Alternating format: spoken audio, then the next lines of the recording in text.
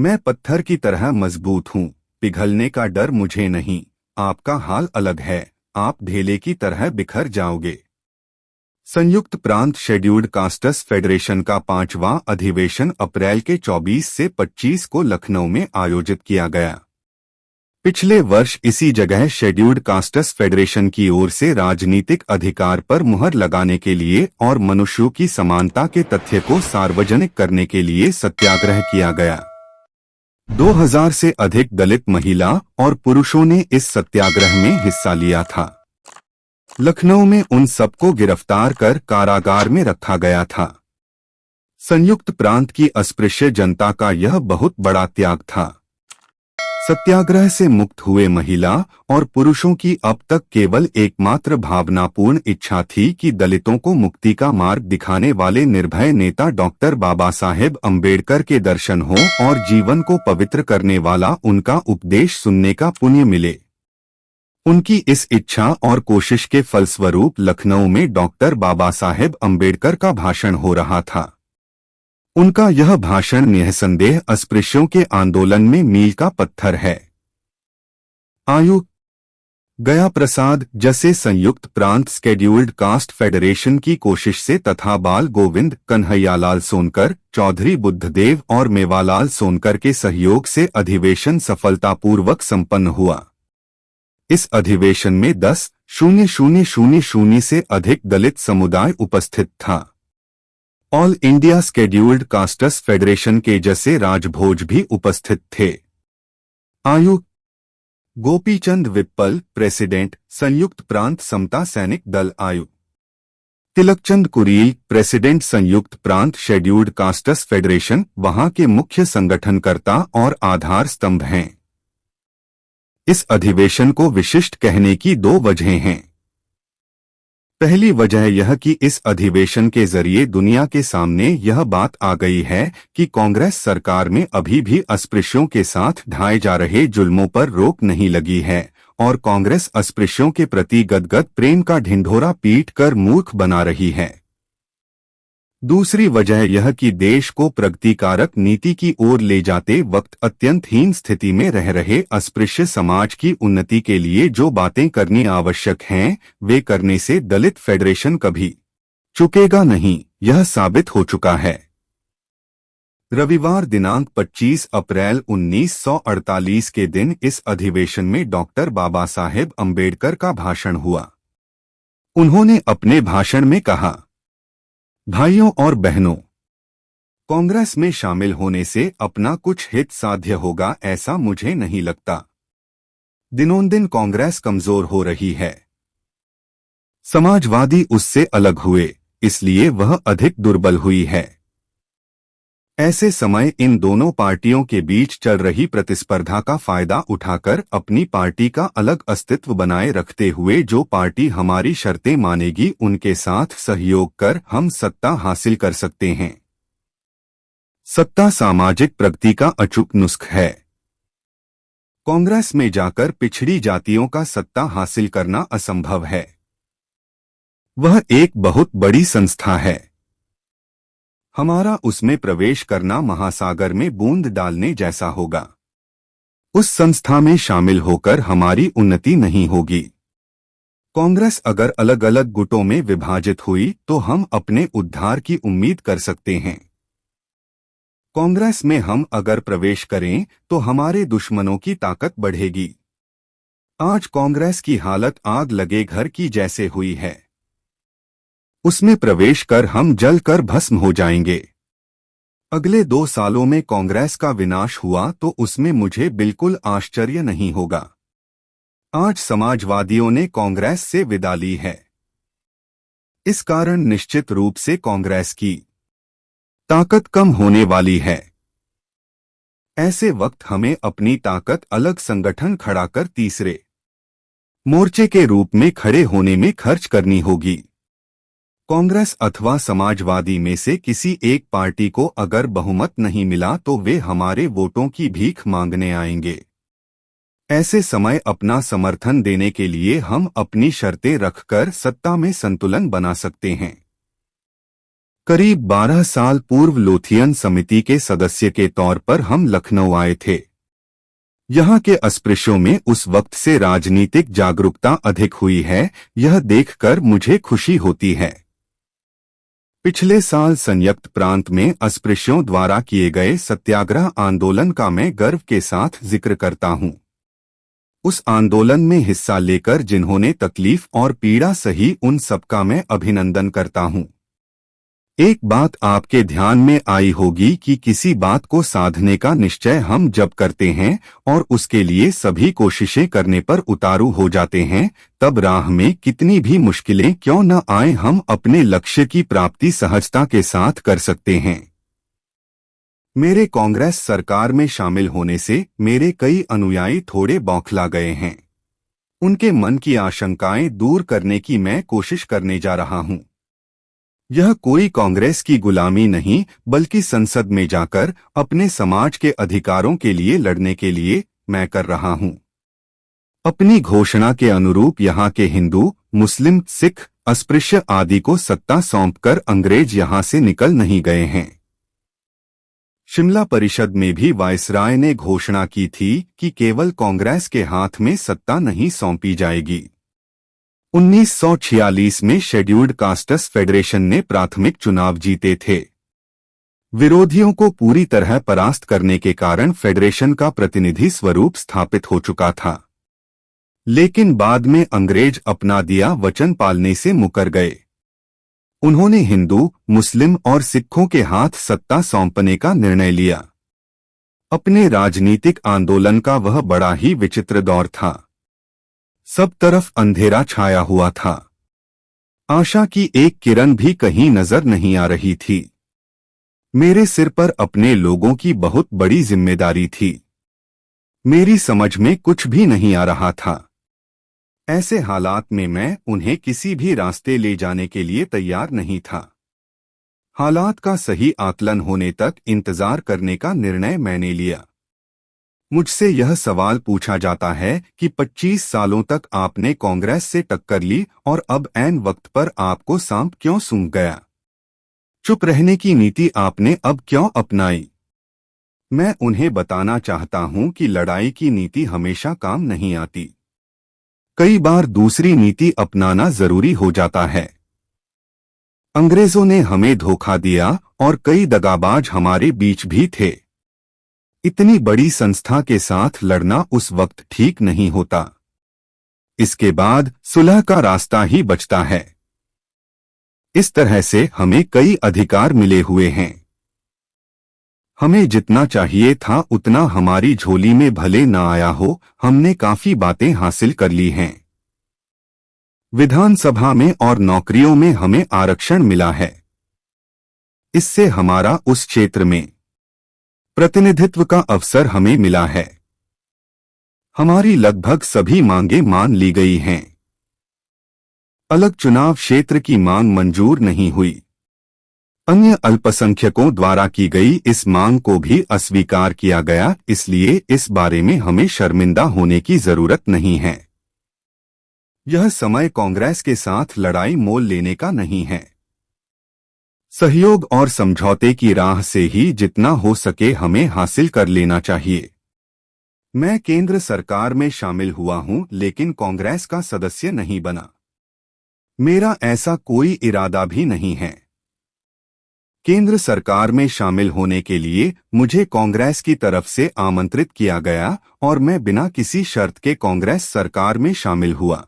Video अभी बाकी है। जरूरी सूचना के लिए वीडियो को रोका गया है। कृपया कर इस जाहिर सूचना को ध्यान से सुनें और हमें सहयोग करें।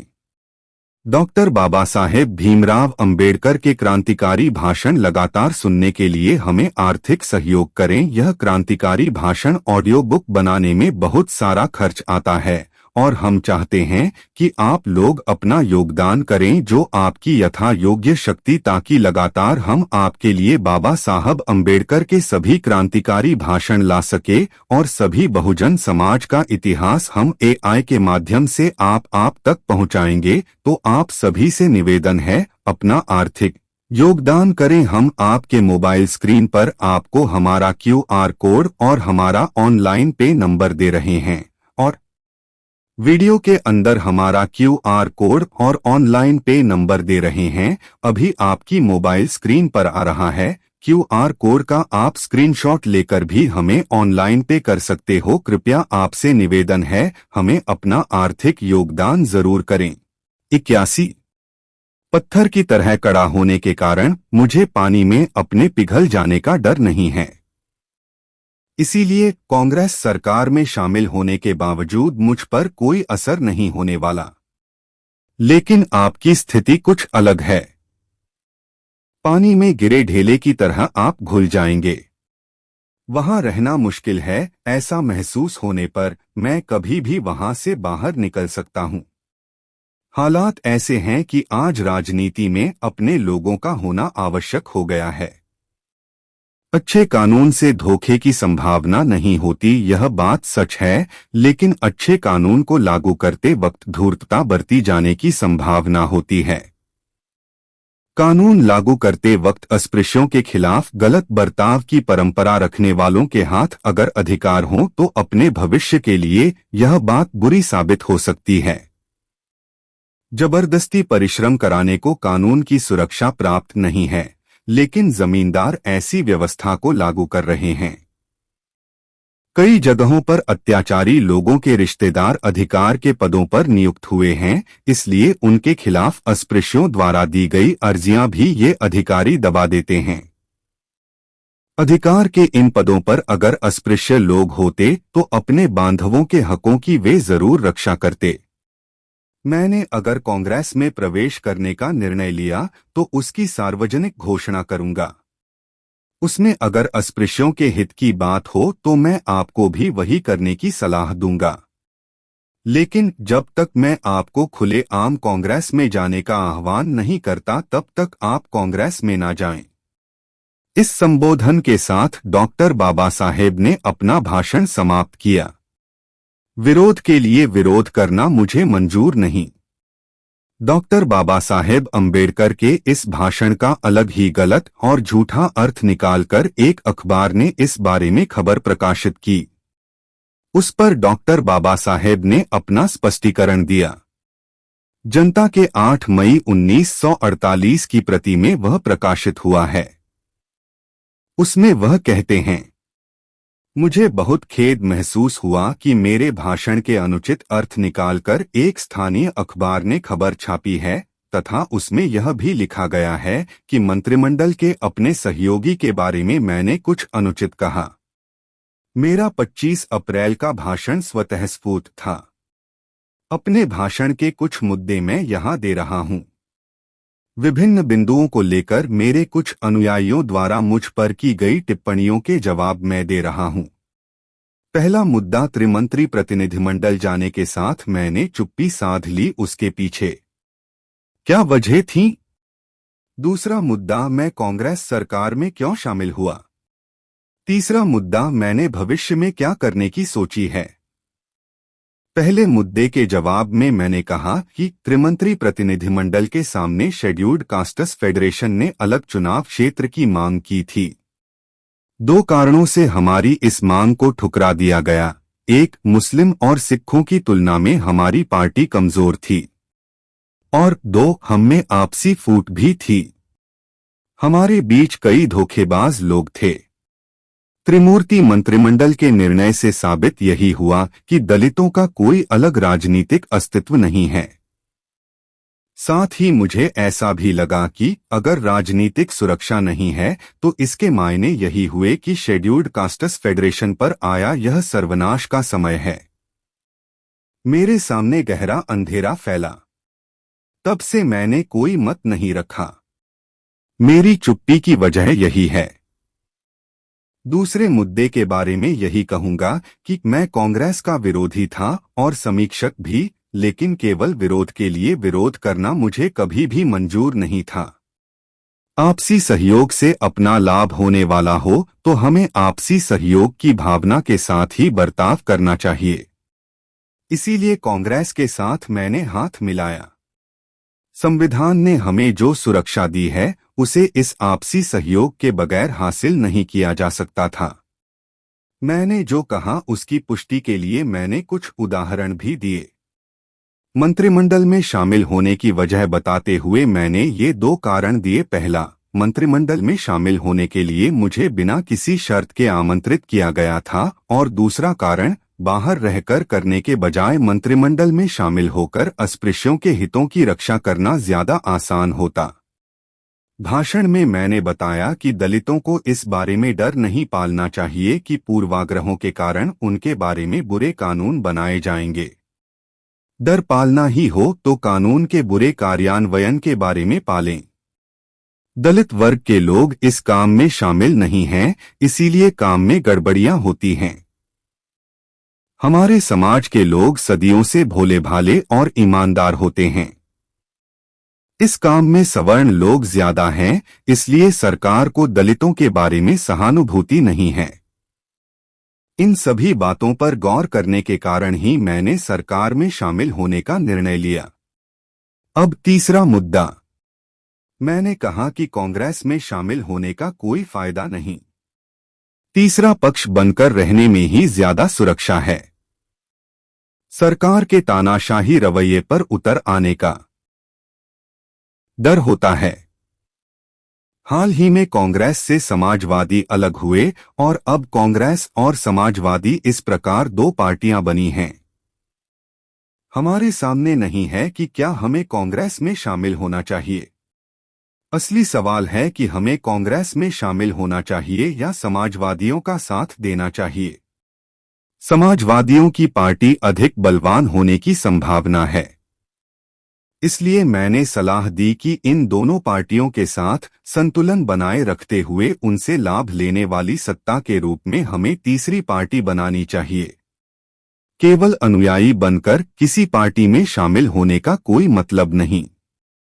ऐसे मेल के सहारे बहुत हुआ तो हम अधिकार पाएंगे, लेकिन इससे सत्ता अथवा अधिकार हासिल कर ही लेंगे, इसका कोई भरोसा नहीं। इस संदर्भ में मैंने आगे कहा कि जनसंख्या के अनुपात के अनुसार संयुक्त प्रांत में नौकरियों में आपको 22% आरक्षण की जरूरत होते हुए भी केवल 10% का आरक्षण दिया गया। इसलिए अभी हाल ही में आपने एक प्रस्ताव के जरिए मंत्रिमंडल के प्रति निषेध प्रकट किया है। आप जो आरक्षित जगहें चाहते हैं वे आपको क्यों नहीं दी जाती? क्योंकि संयुक्त प्रांत के विधिमंडल में जिस बहुमत की जरूरत होती है उसके लिए वे आप पर निर्भर नहीं हैं। इसलिए लेन देन की बातचीत के लिए मजबूत संगठन खड़ा करने के बाद ही आप सरकार से 22% की मांग कर सकते हैं। तब हमें इनके भरोसे ही चलना है, यही सोचकर आपकी मांग स्वीकारी जाएगी। उसके बाद मैं पिछड़ी जनजातियों और दलित वर्ग की एकता के बारे में बोला। इन दोनों को मिलाने से देश की जनता बहुसंख्यक बन जाती है। अगर वे मिल जाएं तो क्या वे इस देश पर राज नहीं कर सकेंगे? राजनीतिक सत्ता हासिल करने के लिए उन्हें बस एकजुट होना है। वयस्क मतदान शुरू होने जा रहा है, इसलिए यह कठिन भी नहीं है। जनता धैर्यशाली इसलिए नहीं बन पाती क्योंकि उसे लगता है कि कांग्रेस यहां हमेशा के लिए रहने वाली है। यह गलत सोच है। लोकप्रिय जनतंत्र में कोई भी सरकार हमेशा के लिए नहीं रह सकती। जब कांग्रेस के कालाबाजारी का हमारे देश के लोगों को पता चलेगा तो अपने आप ही जनता द्वारा कांग्रेस को नकारा जाएगा। अन्य पिछड़े वर्ग और दलित पीड़ितों को राज करने का कभी अवसर मिलेगा ही, ऐसा मेरा विश्वास है। ध्यान में रखें कि पन नेहरू और सरदार पटेल जैसे उच्च नेताओं द्वारा स्थापित की गई सरकार भी हमेशा के लिए नहीं टिकी रह सकती। आपको मेरे इस बयान से ध्यान में आ गया होगा कि मैंने कांग्रेस पर या मंत्रिमंडल के अपने सहयोगियों पर हमला किया। यह कहना कितना गलत है। डॉक्टर बाबा साहेब भीमराव अंबेडकर के क्रांतिकारी भाषण लगातार सुनने के लिए हमें आर्थिक सहयोग करें। यह क्रांतिकारी भाषण ऑडियो बुक बनाने में बहुत सारा खर्च आता है और हम चाहते हैं कि आप लोग अपना योगदान करें जो आपकी यथा योग्य शक्ति, ताकि लगातार हम आपके लिए बाबा साहब अम्बेडकर के सभी क्रांतिकारी भाषण ला सके और सभी बहुजन समाज का इतिहास हम AI के माध्यम से आप तक पहुंचाएंगे। तो आप सभी से निवेदन है, अपना आर्थिक योगदान करें। हम आपके मोबाइल स्क्रीन पर आपको हमारा QR कोड और हमारा ऑनलाइन पे नंबर दे रहे हैं और वीडियो के अंदर हमारा QR कोड और ऑनलाइन पे नंबर दे रहे हैं। अभी आपकी मोबाइल स्क्रीन पर आ रहा है। QR कोड का आप स्क्रीनशॉट लेकर भी हमें ऑनलाइन पे कर सकते हो। कृपया आपसे निवेदन है, हमें अपना आर्थिक योगदान जरूर करें।